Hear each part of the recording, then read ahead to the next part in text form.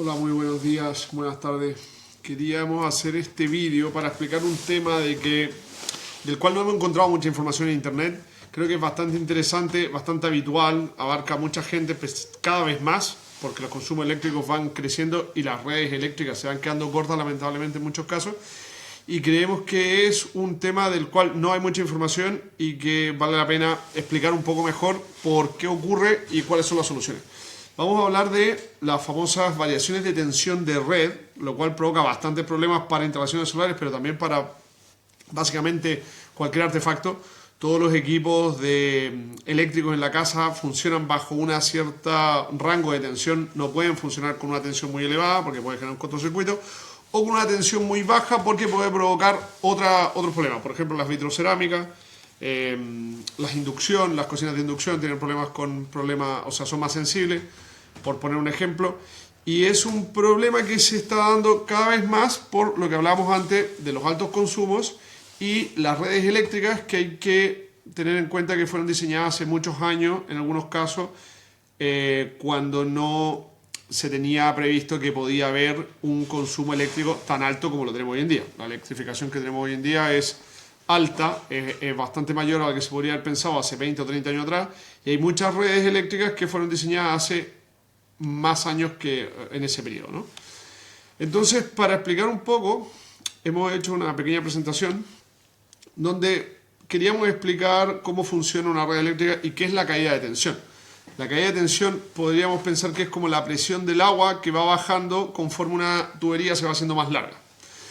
Es un efecto que se produce en el cable, directamente en el cableado, en la transmisión, pero que va afectando gradualmente a todos los sistemas que se estén conectando a medida que se van alejando del punto de transformación en este caso.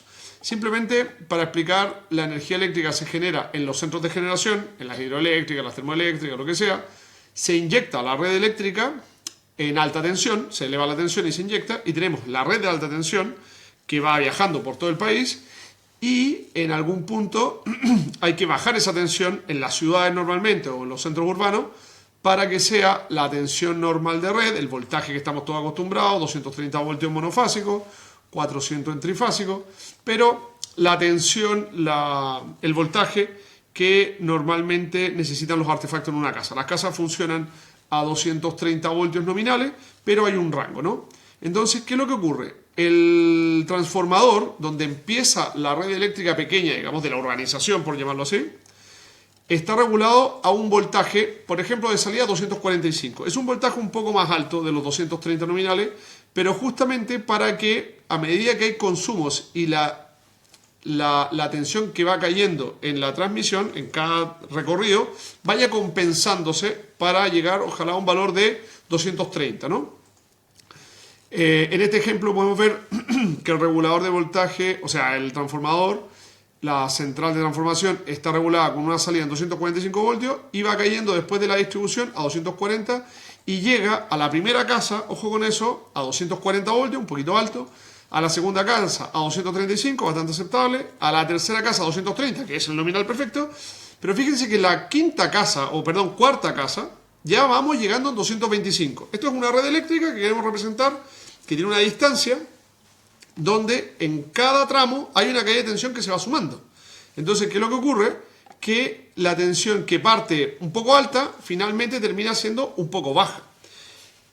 La caída de tensión es proporcional a la corriente que pase por los conductores.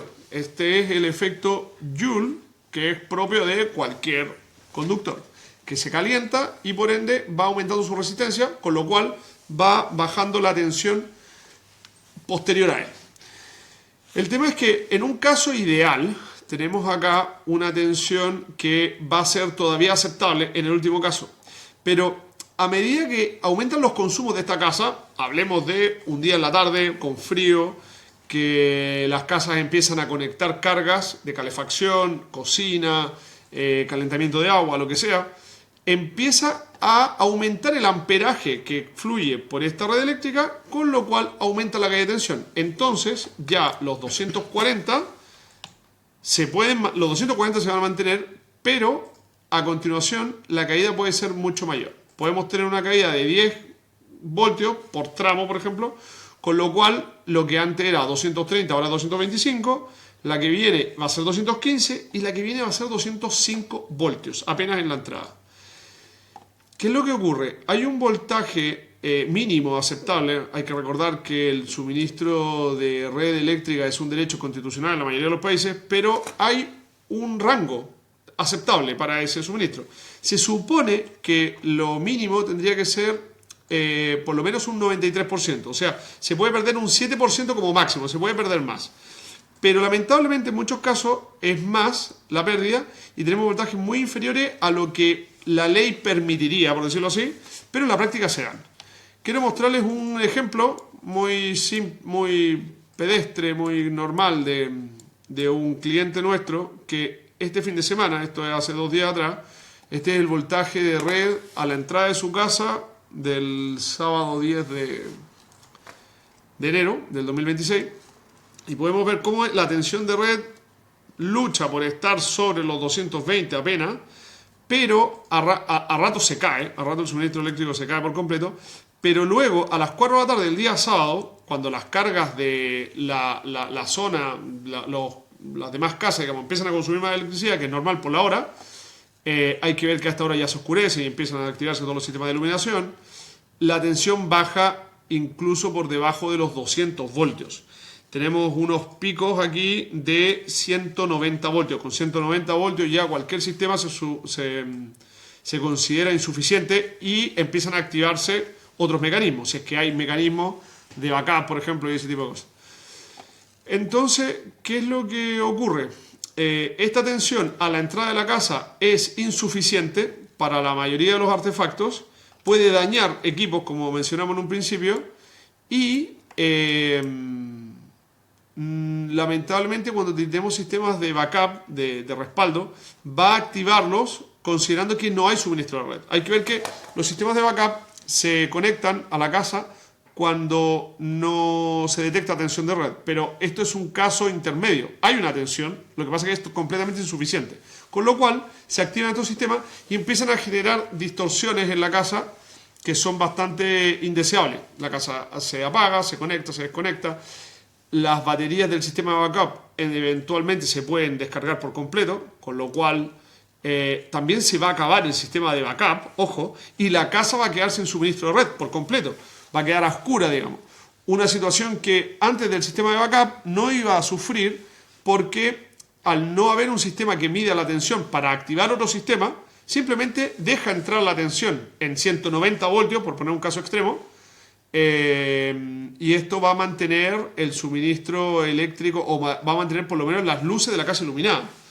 Van a funcionar las luces con un voltaje muy bajo, pero todavía van a funcionar. Con un sistema de backup nos vamos a un caso mucho peor, que es que la casa va a quedar sin suministro eléctrico porque el sistema de backup a la entrada de la casa la va a desconectar de la red eléctrica porque la va a considerar insuficiente y va a tratar de tirar del sistema de backup que a su vez por estar mucho tiempo funcionando va a agotarse. O sea, va a salir el tiro por la culata, como se dice. Vamos a ir por un sistema de backup y al final va a ser peor. Entonces, ¿qué soluciones hay para esto? Bueno, la primera solución quizá es exigirle a la red eléctrica que ponga el voltaje que corresponda. El gran problema es que este problema no es menor y la solución requeriría aumentar la sección de todo el cableado que va por esta urbanización o por este circuito, lo cual puede significar un importe elevado de inversión, de gasto. Entonces, esa solución se puede ralentizar mucho, se pueden ser meses o años discutiendo con la compañía de distribución y finalmente cuando la compañía de distribución haga el cálculo de lo que costaría ensanchar la carretera, digamos, o sea, aumentar la sección de los conductores, va a emitir un presupuesto que probablemente no sea menor y ese presupuesto finalmente tendrían que pagarlo los mismos usuarios de la urbanización que está afectada. Entonces, finalmente, además de demorarse muchísimo la solución en llegar, también va a ser un coste importante. Pueden ser, no sé, si el arreglo completo cuesta 100.000 euros y se lo reparten entre 20 casas, igual son 5.000 euros que tiene que pagar cada uno, no es menor. eso podría costar ensanchar la red eléctrica. Que luego lo pagan en cuotas, lo pueden pagar en 2-3 años. Bueno, pero les va a subir el suministro eléctrico, la factura de la luz, digamos, producto de esta intervención. Ahora bien, soluciones locales, soluciones a nivel de la misma casa, podrían ser las siguientes. Vemos dos. La primera puede ser un regulador de subtensión. Este es un equipo convencional, que en este caso lo fabrica la casa Salicru, que es un fabricante catalán, que tiene este equipo justamente diseñado para casos en que el suministro de red baja de valores aceptables. Este equipo en concreto está diseñado para 5 kVA, 5000 voltiamperios. Lo que hace es simplemente, cuando el voltaje baja demasiado, subirlo en un escalón, subirlo de golpe. Hay que ver que esta es la versión económica de un regulador de tensión, porque podríamos pensar en un equipo que regule la tensión permanentemente en forma dinámica y mantenga siempre en 230 el suministro de entrada, independiente del suministro el suministro de salida a la casa, independiente del suministro de entrada que le entregue la red. Pero un equipo de esas características para esta potencia es caro. Es mucho más caro de lo que podría costar un equipo como este, que hace básicamente lo mismo, pero en un escalón. Simplemente, cuando la tensión viene bajando y llega a los 195 voltios, le aumenta 23 voltios. Solo eso hace. Con eso, volvemos a los 210 aproximadamente, que es el suministro de red todavía aceptable, ¿vale? Con lo cual, todavía la mayoría de los equipos no estaría sufriendo, no se estarían activando sistemas de backup en esta tensión, con lo cual evitamos los problemas gordos de una baja de tensión en el suministro de red. Esta es una solución suficiente, válida, que hemos implementado en varios casos, casi siempre en sistemas rurales, en casas de campo, el último de la fila, porque esto pasa, o sea, el primero va a tener una tensión muy alta, como lo vimos en el ejemplo anterior, y el último va a tener una tensión muy baja. Entonces, es el último el que está afectado por la subtensión, y en esos casos podría incorporar un equipo de estas características y sería una solución suficiente para evitar los problemas que ocurren con este tipo de bajas de tensión. Para tener alguna idea, estos equipos cuestan en torno a 700, este equipo en puntual, unos 700, 800 euros más IVA, y la instalación pueden ser unos 200 a 500 euros dependiendo de la distancia donde haya que instalarlo. El cableado, el sitio donde se instale el equipo, eso podría costar.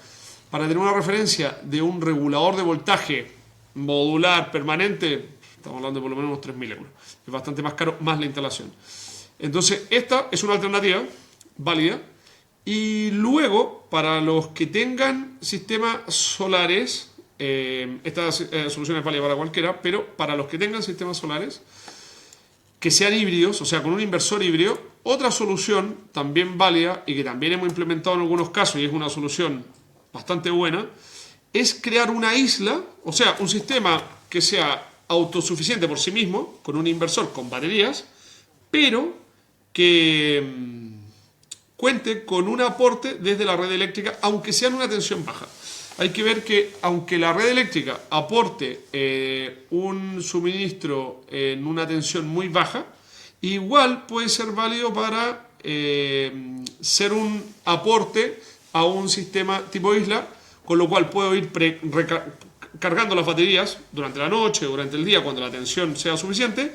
Y en los momentos en que necesite más potencia, en vez de tirar de la red, voy a tirar de mi sistema del inversor alimentado con las baterías y así no dependo de la red eléctrica. La red eléctrica va a ser una alimentación, un input a este sistema, pero puede estar en un rango mayor o menor y todavía no me va a hacer problema para mantener mi casa o mi sistema completamente alimentado por el inversor, que va a dar una tensión bastante estable. Los inversores dan una tensión de 230 y es bastante estable, un suministro eléctrico de bastante buena calidad, pero en este caso tiene que ser alimentado por un grupo de baterías importante para que mantenga esa estabilidad y esa confiabilidad sin depender del suministro eléctrico, que como vemos en estos casos puede ser intermitente. Esas son las dos soluciones que planteamos. Hemos hecho este vídeo porque hemos visto que no hay mucha documentación o material en internet. Lo hemos buscado a nivel local, incluso no hay mucho comentarios de esto y vemos que es un problema que cada vez ocurre más, cada vez las casas consumen más, con lo cual cada vez la caída de tensión es mayor y hay muchos sistemas que se quedan cortos en sección de cable para poder abastecer toda la red como es debido. Hasta aquí con el vídeo de hoy. Por favor, déjenos comentarios si tienen alguna duda. Si creen que hay otra alternativa, comentarla por favor. Y nada, eso queríamos aportar el día de hoy con este tema. Muchas gracias por estar ahí. Hasta la próxima.